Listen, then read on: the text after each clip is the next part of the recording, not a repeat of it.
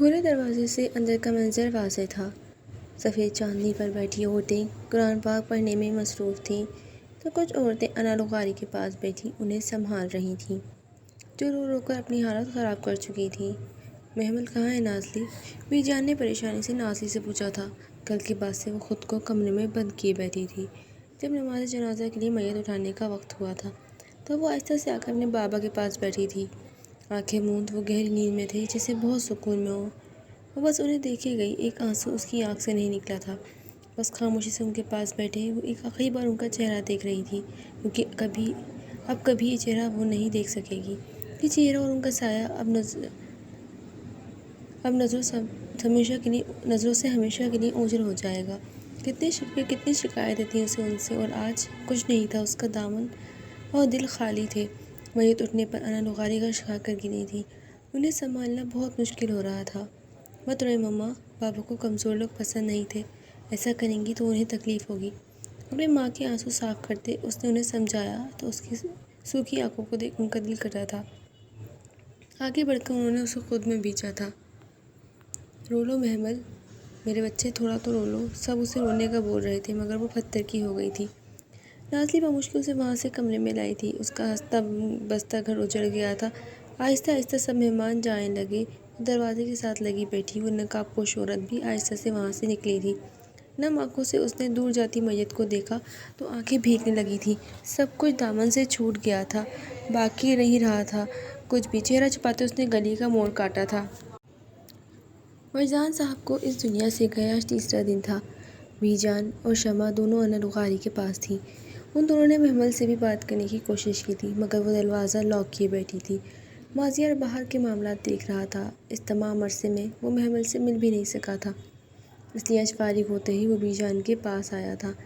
انا بیگم عدت میں تھیں اور وہ ان کے پاس عورتیں موجود تھیں تو وہ بھی ان سے بھی نہیں مل سکا تھا۔ مما کی طبیعت کیسی ہے؟ کیسی ہو سکتی ہے؟ کیسی ناگہانی موت تھی؟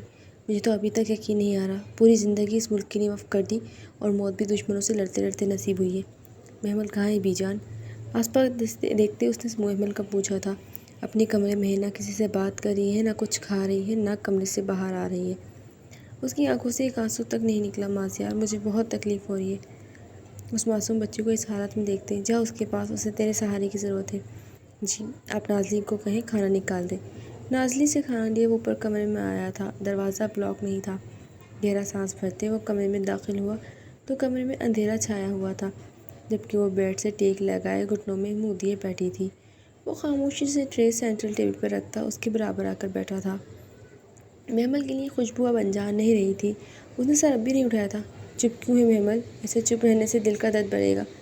اسی کے انداز میں گھٹنوں کے گرد ہاتھ باندھتا وہ ہولے سے بولا تو محمل نے سر اٹھا کر اسے دیکھا تھا۔ اس کی آنکھیں سرخ ہو رہی تھیں، وہ شدید اضطراب کا شکار تھی۔ مازیار نے بہت آہستہ سے اس کے گرد بازو باندھ کر اسے اپنے قریب کیا اور اسے گلے سے لگایا تھا۔ اس کا سہارا ملتے ہی محمل کا ضبط ختم ہوا تھا۔ شاید اس کی برداشت یہیں تک تھی۔ ہچکیوں سے روتے اس نے اس کی شرٹ بھگو رہی تھی مگر اسے پرواہ نہیں تھی۔ نہ اس نے ایک بار بھی محمل کو چپ کروایا تھا، کیونکہ اگر کسی کو آپ چپ نہیں کروا سکتے تو اس کے ساتھ رو سکتے ہیں، اور آج وہ اسے چپ نہیں کروانا چاہتا تھا۔ اتنے ماہ کا غبار وہ چاہتا تھا کہ آج ہی نکل جائے۔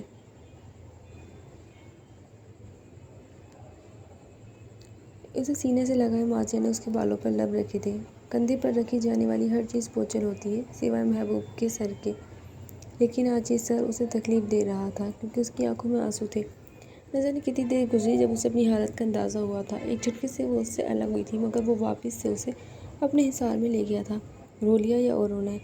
اس کے چہرے پر بکھرتے آنسو اپنے پوروں پر چنتے اس نے نرمی سے اس کے ماتھے پر مہر محبت ثبت کی تھی۔ سب میری وجہ سے ہوا ہے، کاش میں وقت کو واپس پلٹ سکتی۔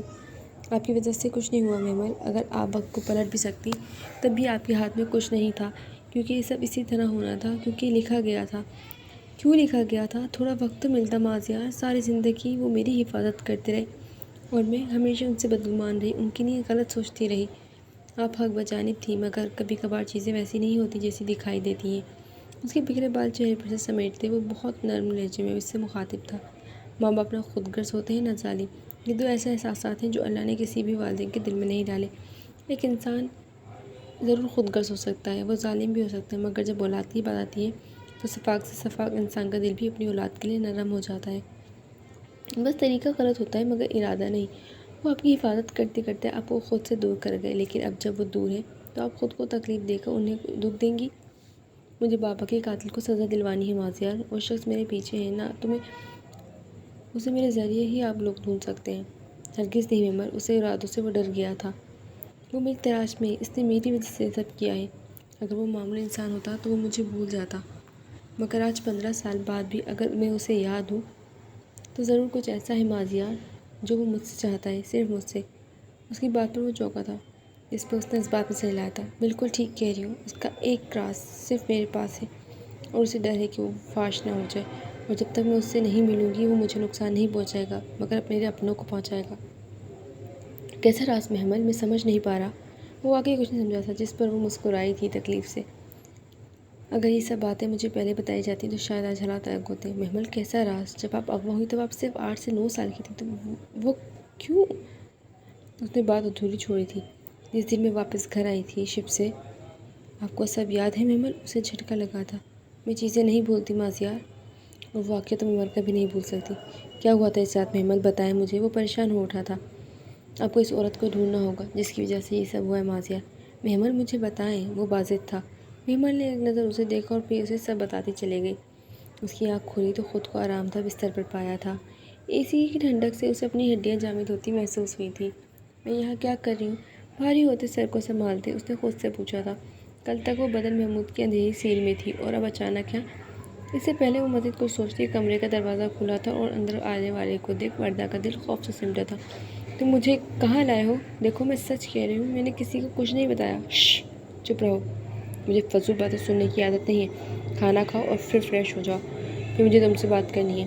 وہ نہ جانے کتنے دنوں سے اس گھسے پٹے سوٹ میں ملبوس تھی۔ اپنی جانب دھیان گیا تھا تو آنکھیں نم ہونے لگی تھیں۔ کتنا بڑا جوا کھیلنے چلی تھی اور پہلے ہی قدم پر شکست ہوئی تھی، ایسی شکست کہ وہ منہ کے بل گئی تھی۔ چپ چپ کھانا کھا کر وہ اچھے سے فریش ہوئی تھی۔ اتنے دنوں بعد وہ آزادی محسوس کر رہی تھی، مگر وہ جانتی تھی یہ آزادی نہیں، کوئی سنہری قید ہے اس کے لیے۔ سادہ سے لانگ کے سوٹ میں وہ کھلی کھلی سی لگ رہی تھی۔ بالوں پیچھے کیے اس نے اچھے سے دوپٹہ سر پر لیا اور باہر آئی تو وہ سامنے ہی بیٹھا ٹی وی دیکھنے میں مصروف تھا۔ آ جاؤ۔ اس کے اندر آنے پر وہ سیدھا ہو کر بیٹھا تھا اور اسے بھی بیٹھنے کا اشارہ کیا تھا۔ جی۔ وہ خاموشی سے اس کے سامنے آ کر بیٹھ تو گئی تھی، مگر ابھی طویل خاموشی اسے جھنجھلاہٹ کا شکار کر رہی تھی۔ آخر یہ شخص کچھ کہتا کیوں نہیں تھا؟ تم اس کام میں نئی ہو؟ طویل خاموشی کو غلام کی آوازیں توڑا تھا۔ اس کے سوال پر وردہ نے پہلو بدلا۔ اب کیا جواب دیتی؟ اگر تم نہیں چاہتی کہ تمہیں واپس اس قید خانے میں لے جاؤں یا باس کے کتوں کے آگے ڈال دوں تو مجھے خاموشی نہیں جواب دو۔ اس کا سر دھیجا وردہ کی ریڑھ کی ہڈی میں سنسناہٹ پیدا کر گیا تھا۔ یہ میرا پہلا کام تھا، اس سے پہلے میں نے کبھی ایسا نہیں کیا۔ اپنے ہی دوست کو دھوکہ دے دیا تم نے؟ اس کا مطلب ہے تم بھروسے کے تو بالکل بھی قابل نہیں ہو۔ ایسا نہیں ہے، میں نے اسے دھوکہ نہیں دیا۔ فوراً سے بولتے اس نے دانتوں تلے لب دبایا تھا۔ مطلب اپنی دوست کو ہمارے بندوں کے حوالے کر کے تم نے اسے دھوکہ نہیں دیا، یہی کہنا چاہتی ہو؟ وہ بری طرح پھنسی تھی، آگے کنواں تھا پیچھے کھائی تھی۔ سچ بولتی تو وہ بھی پھنستی، جھوٹ بولتی تو اس کی جان چلی جاتی۔ وہ سب کرنا میری مجبوری تھی، میں نہیں کرتی تو کوئی اور کرتا۔ مجھے پیسوں کی شدید ضرورت تھی، مجھے نہیں پتا تھا اتنا کچھ ہو جائے گا۔ کیا واقعی تمہیں نہیں پتا تھا کہ تمہاری دوست کسی کا شکار ہونے والی ہے؟ اس کی آنکھوں میں آنکھیں ڈالے غلام نے سگریٹ سلگایا تھا۔ مجھے وقار نے پیسے دیے تھے کہ وہ محمل سے محبت کرتا ہے، وہ اس کے ساتھ وقت گزارنا چاہتا ہے، اور پھر سب آپ کے سامنے ہے۔ خیر ماضی تھا، گزر گیا، مگر اب سے تم وہی کرو گی جو میں کہوں گا، اور اب سے تم صرف میرے لیے کام کرو گی، سمجھی؟ اس کی آنکھوں میں دیکھتے وہ ذرا آگے کو جھکا تھا۔ خوف سے وہ فوراً پیچھے ہوئی تھی۔ مجھے گھر جانے دو پلیز۔ اس کے آگے ہاتھ جوڑتے وہ رو دی تھی۔ میری زندگی برباد ہو جائے گی، مجھ پر ترس کھاؤ۔ تمہیں ترس آیا تھا کسی کی زندگی برباد کر کے؟ تم جیسی لڑکیاں ترس کھانے کی قابل نہیں ہوتی وردہ بی بی۔ اس کا ایک ایک لفظ زہر میں ڈوبا ہوا تھا۔ اس گھر سے ایک قدم باہر نکالنے کا سوچنا بھی نہیں، ورنہ زندگی اتنی تنگ کر دوں گا کہ موت مانگو گی تو وہ بھی نہیں ملے گی۔ غصے سے ٹیبل کو ٹھوکر مارتا وہ تن تن کرتا کمرے سے نکلتا چلے گیا، اور اس کے جاتے ہی وہ پھوٹ پھوٹ کر رو دی۔ اسے اپنی فکر نہیں تھی، لیکن اس کی ماں، وہ ایک آس امید لیے اس کی منتظر تھی، اور وہ یہاں اس مصیبت میں پھنس گئی تھی۔ وردہ کہاں ہے علی؟ دکان میں داخل ہوتے ہی وہ غصے سے بولی، اور علی کے سامنے آئی تھی جو اس وقت کتابوں کی سیٹنگ کرنے میں مصروف تھا۔ عالیہ بیگم کو دیکھ اس کے ہاتھ رکے تھے۔ کیا ہوا خالہ؟ سب خیریت ہے؟ خیریت؟ علی تم نے کہا تھا وہ ٹھیک ہے، تمہاری اس سے بات ہوئی ہے، مگر میرا کیوں اس سے رابطہ نہیں ہو رہا ہے؟ پریشانی ان کے ہر انداز سے تھی۔ علی نے ایک نظر انہیں دیکھا اور پھر آس پاس۔ خالہ وہ ٹھیک ہے بالکل، وہ اپنی منزل کے بالکل قریب ہے، اس لیے وہ آپ سے رابطہ کر کے کوئی رسک نہیں لینا چاہتی۔ آپ یوں پریشان مت ہو، آپ دیکھنا وہ بہت جلد آپ سے رابطہ کرے گی۔ سوچ بول رہے ہیں نا؟ بالکل خالہ، میں جھوٹ کیوں کہوں گا؟ وہ برا منا گیا تھا۔ جب سر ہلاتے عالیہ خالہ دکان سے نکلی تھی اور ان کے نکلتے ہی غلام دکان میں داخل ہوا تھا اور ایک بڑا لفافہ اس کی طرف بڑھایا تھا۔ اگر ذرا بھی گڑبڑ ہوئی تو اس دنیا میں تیرا آخری دن ہوگا، علی کو دھمکی دیتے وہ جیسے آیا تھا ویسے ہی دکان سے نکلتا بھیڑ میں غائب ہوا تھا۔ اگر آپ کو ویڈیو پسند آئی ہو تو ویڈیو کو لائک کریں، چینل کو سبسکرائب کریں اور بیل آئیکن دبانا ہرگز مت بھولیے گا۔ اگر آپ چاہتے ہیں کہ آپ کو ویڈیوز ٹائم پر ملتی رہیں، انشاءاللہ جلد ملاقات ہوگی اگلی قسط کے ساتھ۔